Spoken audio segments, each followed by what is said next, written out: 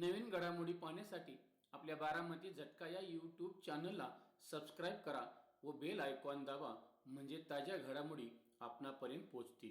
माळशिरस विधानसभा 254 अनुसूचित जाती राखीव मतदारसंघाचे महायुतीचे भाजपचे अधिकृत उमेदवार, भारतीय जनता युवा मोर्चाचे राष्ट्रीय उपाध्यक्ष व माळशिरस विधानसभेचे लोकप्रिय दमदार आमदार राम सातपुते यांच्या प्रचारार्थ आज शनिवार दिनांक 16 नोव्हेंबर 2024 रोजी अकलूज येथे देशाचे केंद्रीय रस्ते वाहतूक मंत्री नामदार नितीनजी गडकरी यांची जाहीर सभा संपन्न झाली. यावेळी लोकप्रिय दमदार आमदार राम सातपुते यांच्यावर प्रेम करणाऱ्या अनेक कार्यकर्त्यांसह हजारोंच्या संख्येने जनसमुदाय उपस्थित होता. सदर कार्यक्रमाचे सूत्रसंचालन भाजपचे माळशिरस तालुका संयोजन प्रमुख तथा भाजपा किसान मोर्चाचे जिल्हाध्यक्ष बाळासाहेब सरगर यांनी केले. यावेळी केंद्रीय रस्ते वाहतूक मंत्री नामदार नितीनजी गडकरी बोलताना म्हणाले, आपल्या सगळ्यांचे आवडते उमेदवार आदरणीय राम सातपुतेजी,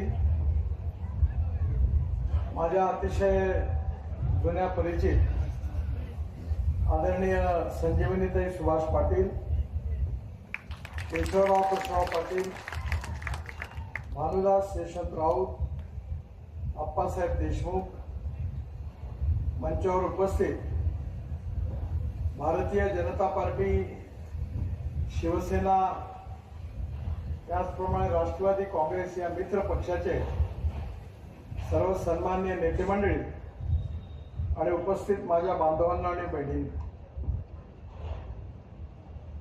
सोलापूर जिल्हा ही संतांची भूमी आहे.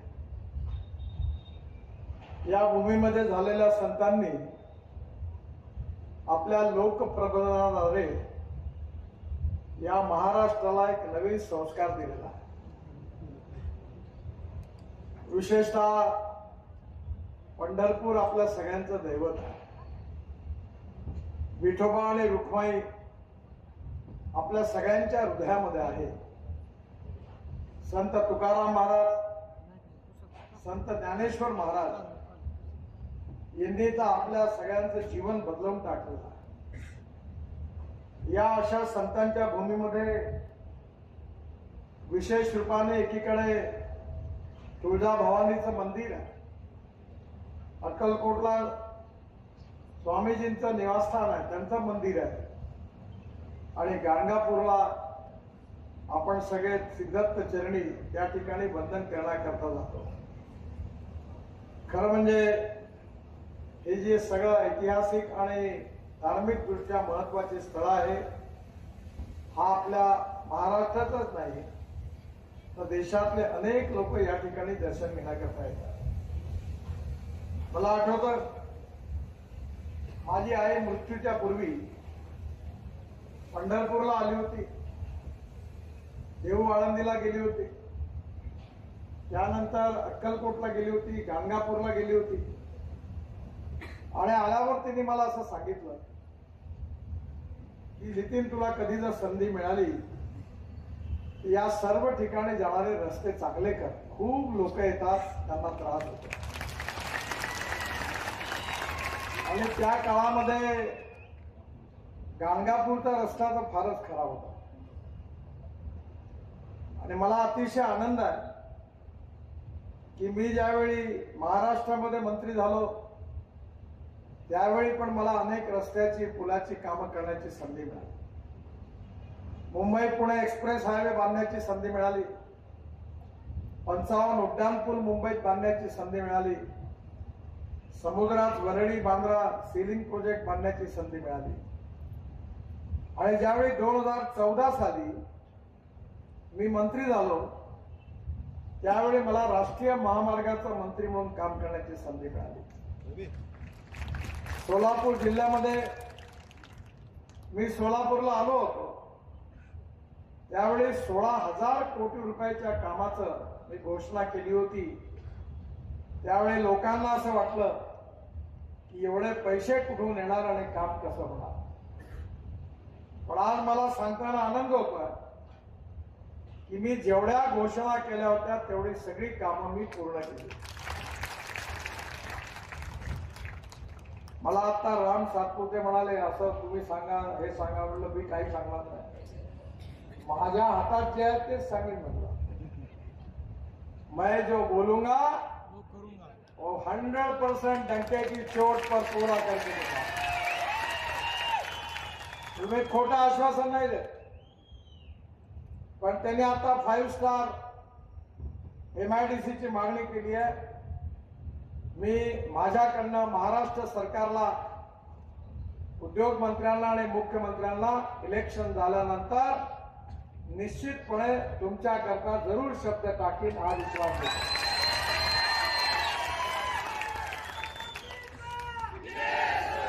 आज आपल्या जिल्ह्यामध्ये जो राष्ट्रीय महामार्ग होता तो फक्त 347 किलोमीटर होता आणि आज 2014च्या नंतर तो 3 पट म्हणजे 987 किलोमीटर नव्याने झाला आहे.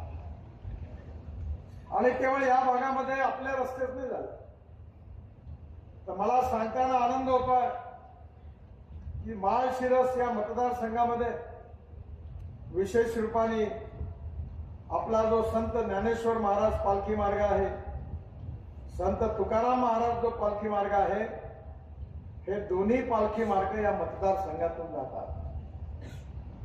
आणि यामध्ये तुकाराम महाराज पालखी मार्ग जो आहे पाटस ते तोडले बोलले याची लांबी 130 किलोमीटर आहे आणि त्याची किंमत 4,516 कोटी रुपये आहे.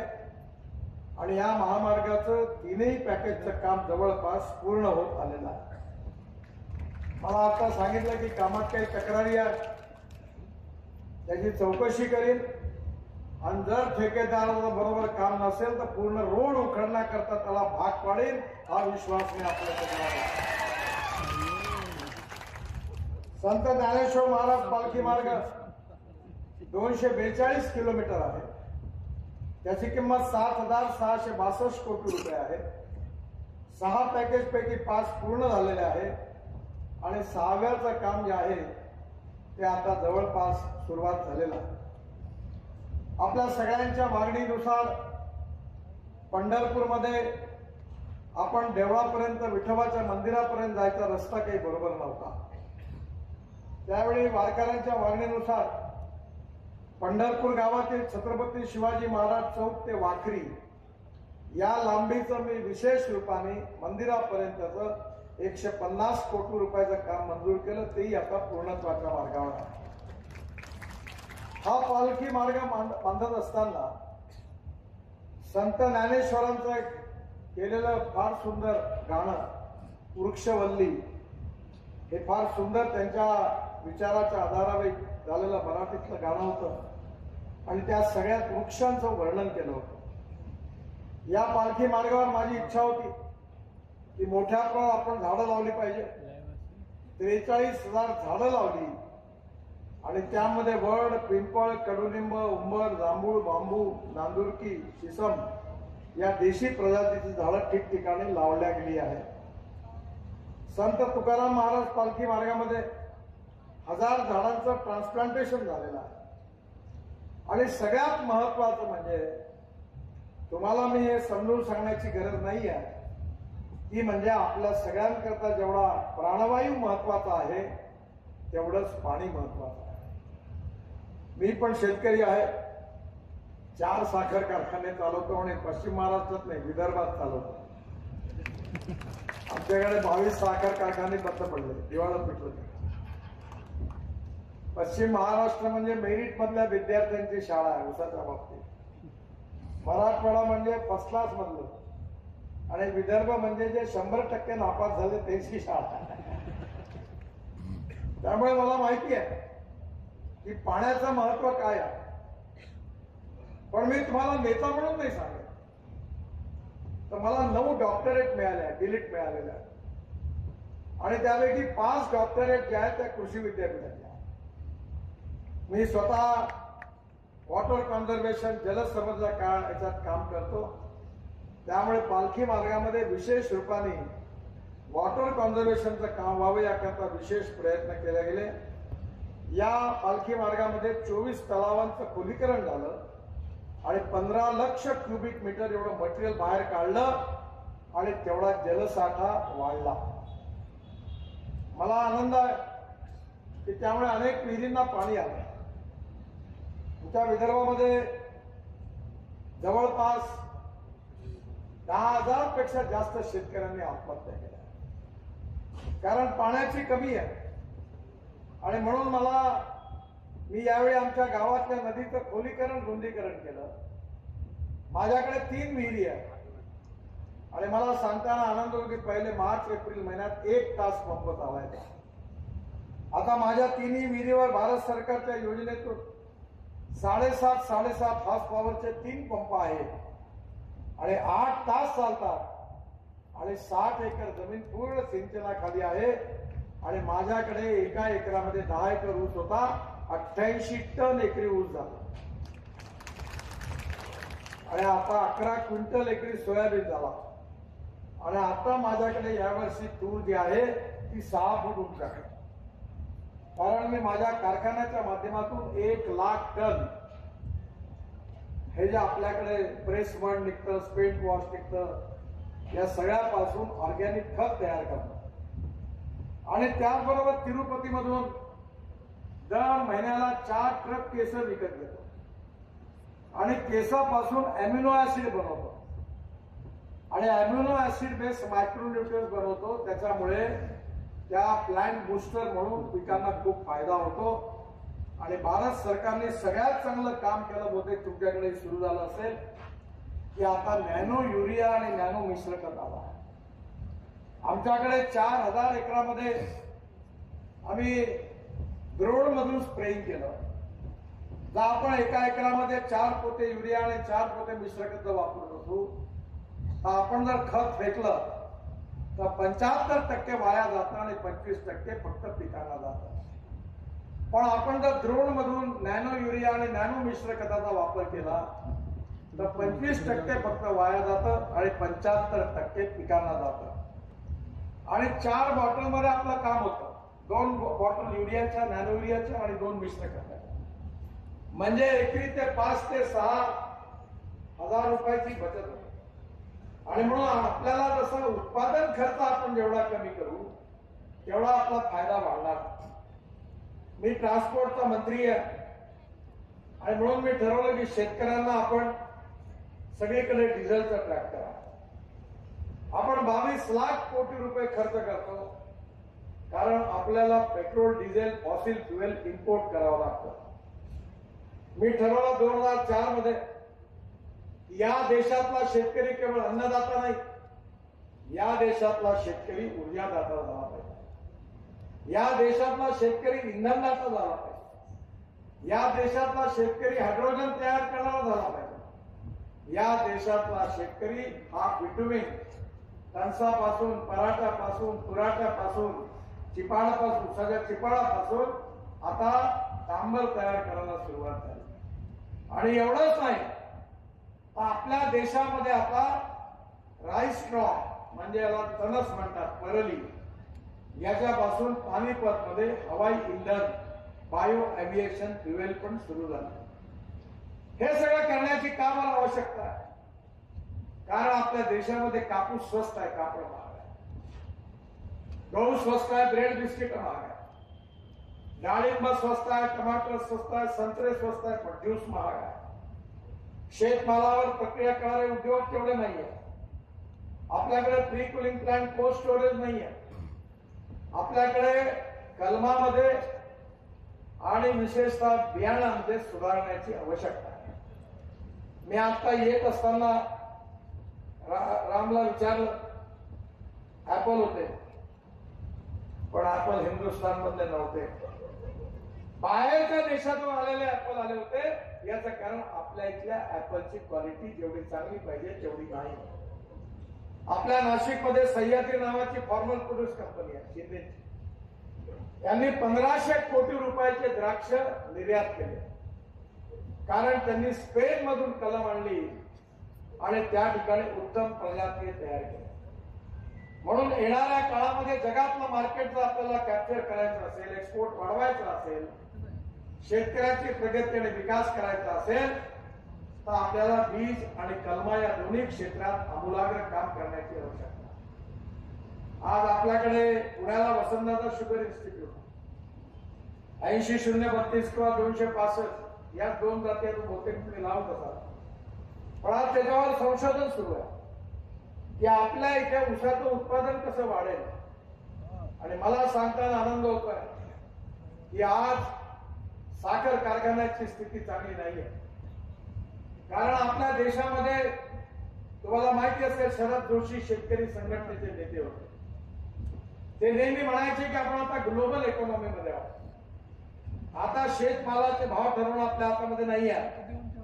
मक्याचा भाव अमेरिकेत ठरतो, सोयाबीनचा भाव अर्जेंटिनामध्ये ठरतो, साखरेचा भाव ब्राझीलमध्ये ठरतो आणि डिमांड अँड सप्लाय, मागणी आणि पुरवठा याच्या आधारावर भाव ठरतो. आणि म्हणून या ठिकाणी आज एकीकडे खताच्या किमती वाढल्या, औषधाच्या किमती वाढल्या, मजुरी वाढली, डिझेलच्या किमती वाढल्या, पण त्याचबरोबर त्या प्रमाणामध्ये शेतमालाच्या किमती वाढल्या नाही. आणि म्हणून मी 2004 पासून सातत्याने आता प्रचार करत होतो की diversification of agriculture towards energy and power sector. आणि आज मला अतिशय आनंद आहे, मीच ट्रान्सपोर्ट मंत्री आहे. आता माझ्याकडे एक टोयॅटो कंपनीची इनोव्हा गाडी आहे आणि ती गाडी मुंबईला, नागपूरलाही आहे आणि दिल्लीलाही आहे. आणि ती गाडी शेतकऱ्यांनी तयार केलेल्या 100% इथेनॉलवर चालते. आता पेट्रोलची गरज नाही आहे. आणि ती जी गाडी आहे ती 20 तयार करते 60%. आणि त्यामुळे पेट्रोलचा ऍव्हरेजची तुलना केली तर 25 रुपये लिटर पेट्रोलचा भाव येतो, प्रदूषण शून्य. मी आता निर्णय घेतला आणि जवळपास Tata, Mahindra, Toyota, Hyundai, Suzuki या 5ही कंपन्यांच्या फ्लेक्स इंजिनच्या गाड्या 6 महिन्यात बाजारात येणार 100% ethanol. Bajaj, TVS, Hero, Honda, मी स्वतः त्यांच्या इथेनॉलवर 100% चालणारा स्कूटर लॉन्च केला, ऑटो रिक्षा लॉन्च केला. आणि एवढंच नाही तर या खात्याचा मंत्री असल्यामुळे मी सगळ्या ट्रॅक्टर कंपनींना बोलावलं. युरो 6 चे इमिशन नॉर्म लावण्याचा प्रस्ताव माझ्याकडे आला. सगळ्या ट्रॅक्टर कंपनी सांगितलं की ट्रॅक्टरची किंमत यामुळे 1 लाख रुपयांनी वाढेल. मी त्यांना म्हणलं याचा एकच उपाय आहे, तुम्ही इथेनॉलवर चालणारा, सीएनजी वर चालणारा ट्रॅक्टर तयार करा, इलेक्ट्रिकवर चालणारा ट्रॅक्टर तयार करा. मी हा प्रस्ताव मागे घेतो. आणि मला सांगताना आनंद होतोय की आता इलेक्ट्रिकचा ट्रॅक्टर तयार झाला आहे. महिंद्रा अँड महिंद्राने सीएनजी वर चालणारा ट्रॅक्टर तयार केलेला आहे. आणि येणाऱ्या काळामध्ये आता सीएनजी वर चालणारा स्कूटर आणि मोटरसायकल पण येणार आहे. हा सीएनजी कसा तयार होतोय? आपल्या साखर कारखान्यामध्ये असणारं स्पेंट वॉश आणि प्रेस मड, पराठा, तुराट्या, ज्वारीचे फळं हे बायोडायजेस्टर मध्ये टाकल्यानंतर त्यातून मिथेन निघतो आणि मिथेन वरून सीएनजी निघतो. मी जेवढं बोलतोय तेवढं सगळं मी करतो. ज्याला शंका असेल ते पाहायला येऊन जा माझ्याकडे. आणि आता या सीएनजी वर मी पुण्यामध्ये बजाज कंपनीची मोटरसायकल 2-2.5 महिन्यापूर्वी लॉन्च केली होती. त्यावेळी राजीव बजाज यांनी सांगितलं की पेट्रोलवरची मोटरसायकल जेव्हा चालते तेव्हा 1 किलोमीटरचा त्याचा खर्च 2 रुपये 25 पैसे येतो आणि सीएनजी वर चालणाऱ्या मोटरसायकलचा खर्च केवळ 1 रुपया पर किलोमीटर येतो. त्यामुळे आता सीएनजी वरच्या गाड्या, इथेनॉलवरच्या गाड्या, सीएनजीचा ट्रक, इथेनॉलचा ट्रॅक्टर आणि इलेक्ट्रिकचा ट्रॅक्टर आल्यानंतर आपल्या शेतकऱ्यांचे 1 लाख ते 1.5 लाख रुपये वर्षाची बचत होईल आणि त्याचा खर्च कमी होईल. To save money is to earn. पण शेतकऱ्यांनी हे सगळं तंत्रज्ञान स्वीकारलं नाही. आपण मक्यापासून इथेनॉल करण्याची परवानगी दिली, शुगर केन ज्यूस पासून, ऊसाच्या रसापासून इथेनॉल करण्याची परवानगी दिली, तांदूळापासून, गव्हापासून, ज्वारीपासून, बांबूपासून, बायोमास पासून, बगास, राईस स्ट्रॉ, तणस याच्यापासून इथेनॉल करण्याची परवानगी दिली. आणि भारत सरकारमध्ये मी इंटरेस्ट घेऊन आसाममध्ये नुमालीगडला बांबू पासून पण इथेनॉल सुरू केलं. या देशातला शेतकरी अन्नदाता नाही, ऊर्जादाता झाला. या देशातला शेतकरी केवळ ऊर्जादाता नाही तर इंधनदाता झाला पाहिजे. पेट्रोलच्या ऐवजी इथेनॉलची इकॉनॉमी डेव्हलप झाली पाहिजे. 22 लाख कोटी रुपये आपण पेट्रोल डिझेल करता इम्पोर्ट करण्याकरता खर्च करतो. यातले 8 ते 10 लाख रुपये जर इथेनॉलची इकॉनॉमी झाली तर हा पैसा तुमच्या घरात येणारा शेतकरी समृद्ध आणि संपन्न होणार. आज साखर कारखान्याचं अर्थशास्त्र असं आहे का 100 रुपयाचा ऊस खरेदी करा आणि त्याबरोबर साखर जी तयार करायची आहे ती 98 रुपयांनी विका. म्हणजे साखर कारखाने बंद होण्याच्या मार्गावर. पण ते जर वाचले असतील तर भारत सरकारने इथेनॉल आणलं म्हणून आज साखर कारखाने वाचले आणि तुम्हाला ऊसाचे पैसे मिळाले, नाही तर पैसे मिळू शकले नसते. या देशामधला शेतकरी समृद्ध झाला पाहिजे, संपन्न झाला पाहिजे. स्मार्ट शहर नाही स्मार्ट विलेजेस झाले पाहिजे. गाव गरीब मजदूर शेतकऱ्याचं कल्याण झालं पाहिजे. तरुण मुलाच्या हाताला काम मिळालं पाहिजे. हा कार्यक्रम घेऊन भारत सरकारतर्फे अनेक योजना झाल्या आणि म्हणून येणाऱ्या काळामध्ये आपल्याला ग्रामीण भागाचं कृषी क्षेत्राचं ऍग्रिकल्चर रुरल ट्रायबल या क्षेत्राचं भविष्य बदलावं. जल जमीन जंगल जानवरांच्या आधारित इकॉनॉमी विकसित करायची आहे. मला सांगताना आनंद होतोय की आपल्या सरकारने इनिशिएटिव्ह घेतला. 1952 साली गीर जातीची गाय ब्राझीलला गेली होती. ती 60 लिटर दूध देते आणि ज्यावेळी ती 60 लिटरची दूध देते तेव्हा तिच्यापासून एक टोरॅन्डो नावाचा सांड तयार झाला. त्याचं सिमेंट आपण भारतात आणलं आणि इथल्या गाईला दिलं. तुम्हाला माहिती आहे आपल्याकडे टेस्ट ट्यूब बेबी मुलं बाळा झालं नाही की एम्ब्रिओ ट्रान्सफर करतात. आपण ते सेंटर देशात सुरू झाले. पहिलं सेंटर आम्ही नागपूरला व्हेटरनरी युनिव्हर्सिटीत सुरू केलं. दुसरं सेंटर बारामतीला पवार साहेबांनी सुरू केलं. तिसरं सेंटर सांगलीमध्ये चितळे डेअरीने सुरू केलं आणि तिन्ही प्रकल्पाचं उद्घाटन मीच केलं. आणि हा प्रकल्प असा की 2 लिटरच्या गाईला तिचा गर्भ एम्ब्रिओ ट्रान्सफर करून तिला 60 लिटरच्या गाईपासून झालेल्या सांडाचं सिमेंट देऊन टेक्नॉलॉजी अशी डेव्हलप झाली आहे की आता बेटी बचाव अभियानाची गरज नाही. 100% गोरीच होईल, गोरा होणार नाही. आणि एक देशी गाय जर 20-20, 25-25 लिटर देण्याची झाली तर कसा करता शेतकरी आत्महत्या करते. आणि आमच्याकडे मदर डेअरी आणली आहे. तुमच्यासारखं नाही आमच्याकडे. तुमच्या एकेका जिल्ह्यामध्ये 70 लाख 80 लाख दूध होतं. आमच्याकडे पूर्ण विदर्भात 50 लाख लिटर दूध आहे. 9-10 जिल्ह्यात.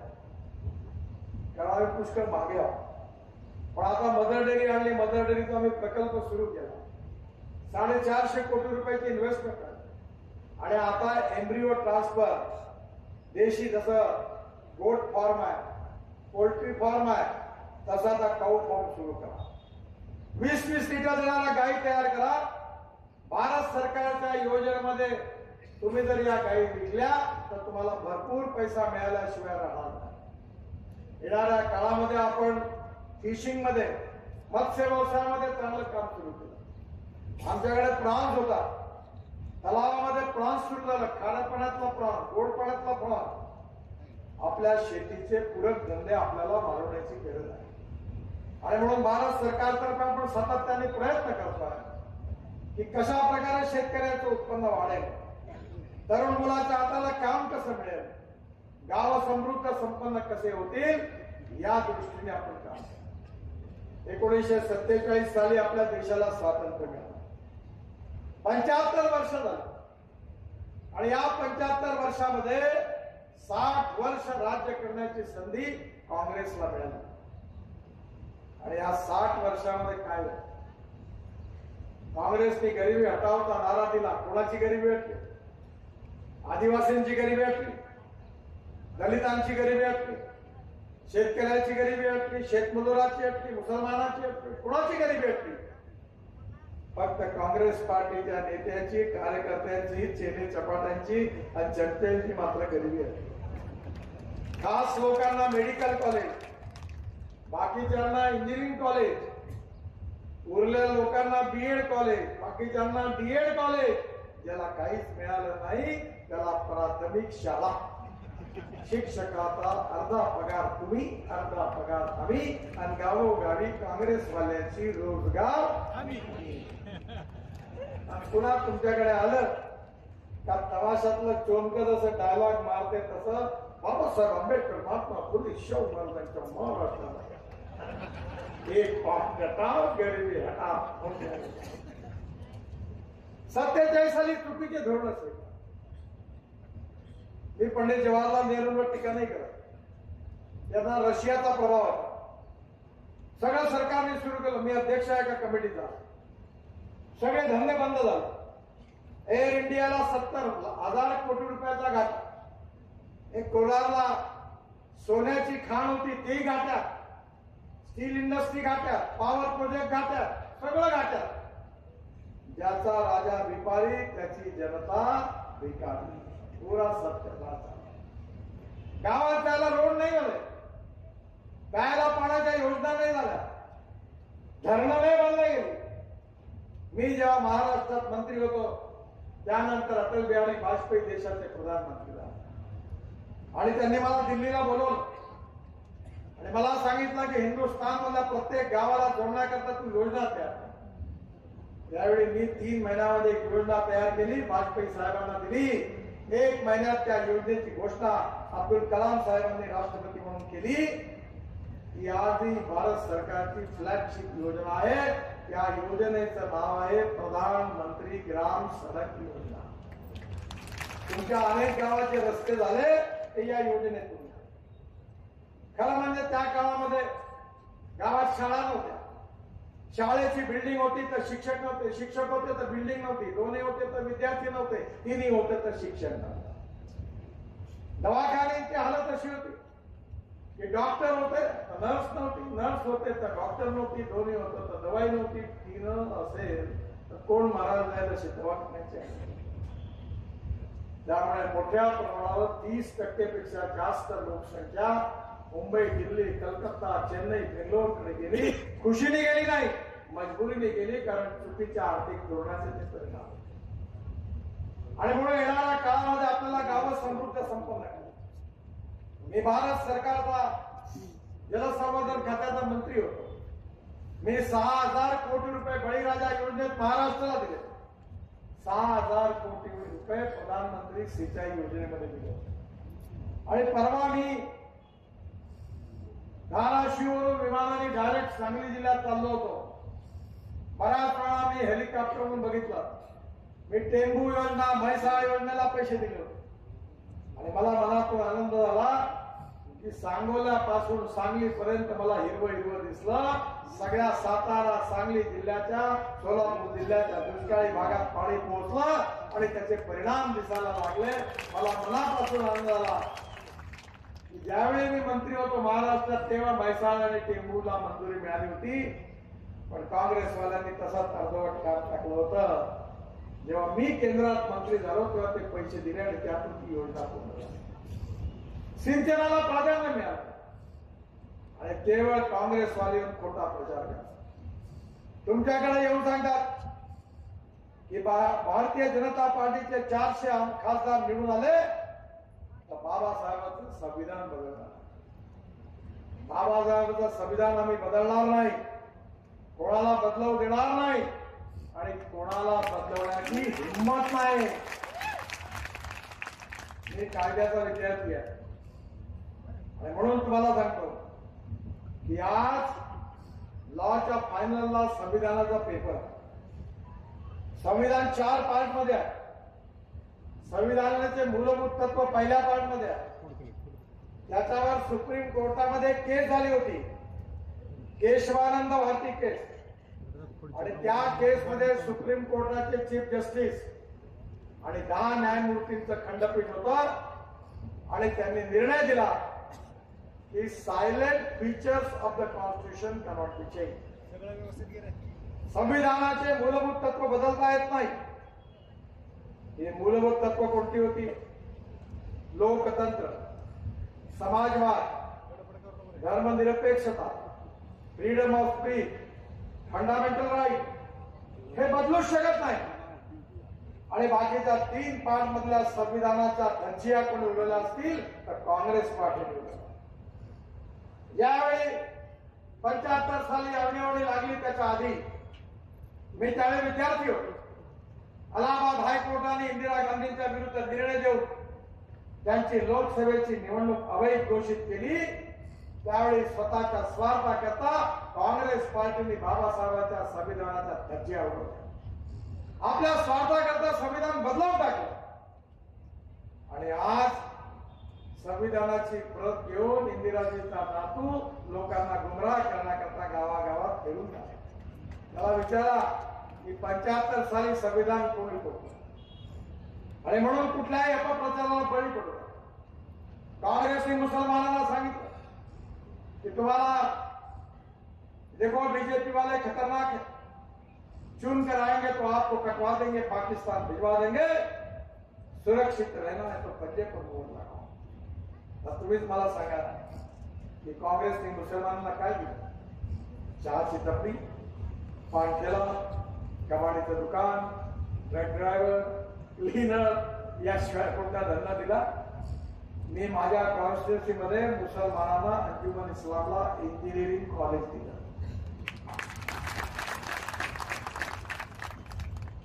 आम्ही कधी जात पंथ धर्म भाषेच्या आधारावर काम नाही. मला तुम्ही सांगा 67 योजना भारत सरकारच्या. उज्ज्वला योजनामध्ये गॅस सिलेंडर शेगड्या दिल्या. आयुष्य योजनेमध्ये वैद्यकीय सुविधा 5 लाखापर्यंतच्या सगळ्या गरीब माणसाला मिळाल्या. लाडकी बहीण योजनेमध्ये आपल्या सगळ्या बहिणींना दर महिन्याला पैसे मिळतात. खाली लिहिलंय का की दलित आणि मुसलमानांनी अर्ज करता कामा नये असं कुठे लिहिलं? सगळ्यांना अर्ज करता येतो आणि सगळ्यांना योजनेचा फायदा मिळतो. याचं कारण आमचं तत्व आहे सबका साथ, सबका प्रयास, सबका विश्वास और सबका विकास. जात पंथ धर्म भाषा याच्या आधारावर मी काम नाही करत. आपण कधी छत्रपती शिवाजी महाराजांची जात बघतो का?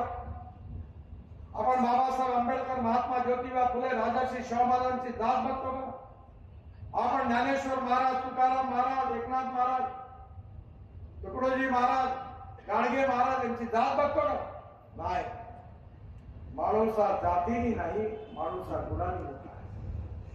या समाजातली छुआछूत, अस्पृश्यता, जातीयता समूळ नष्ट करून हा समाज सामाजिक समता आणि आर्थिक समतेच्या आधारावर, मानवतेच्या आधारावर उभा राहिला पाहिजे. हाच आमचा विचार आहे. हे राष्ट्र सुखी, समृद्ध, संपन्न, शक्तिशाली झालं पाहिजे. आत्मनिर्भर भारत झाला पाहिजे.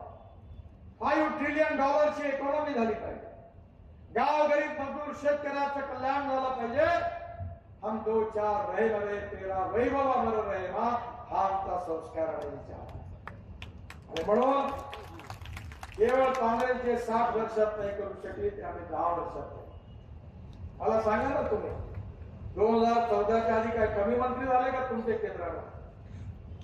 मोठे मोठे मंत्री झाले. झालं का काम?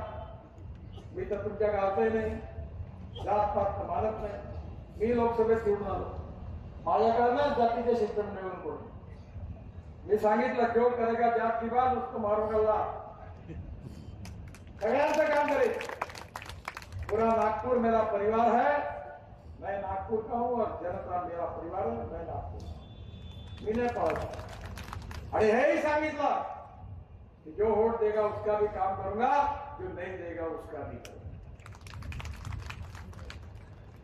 आणि म्हणून येणाऱ्या काळामध्ये आपल्याला आपलं भविष्य घडवायचं, महाराष्ट्राचं भविष्य घडवायचं, या देशाचं भविष्य घडवायचं.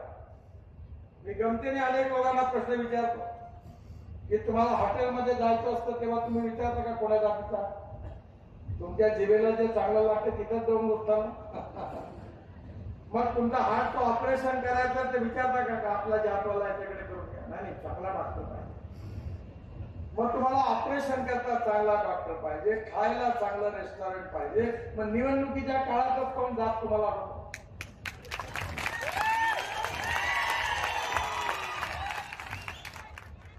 जातीचा विचार नका करू, कामाचा विचार करा, कार्याचा विचार करा, कर्तृत्वाचा विचार करा, गुणवत्तेचा विचार करा. चांगल्या पक्षाचा जो काम करेल तुमचं भविष्य बदलेल त्याचा विचार. या मतदारसंघातून आपल्या सगळ्यांचे लोकप्रिय उमेदवार राम सातपुते या मतदारसंघातून उभे आहेत.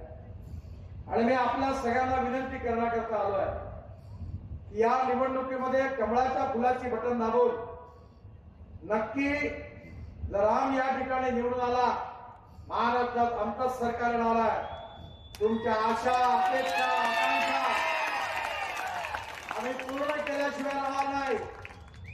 रामला प्रचंड मताने विजयी करा आणि आपली सेवा करण्याची संधी द्या ही विनंती करतो.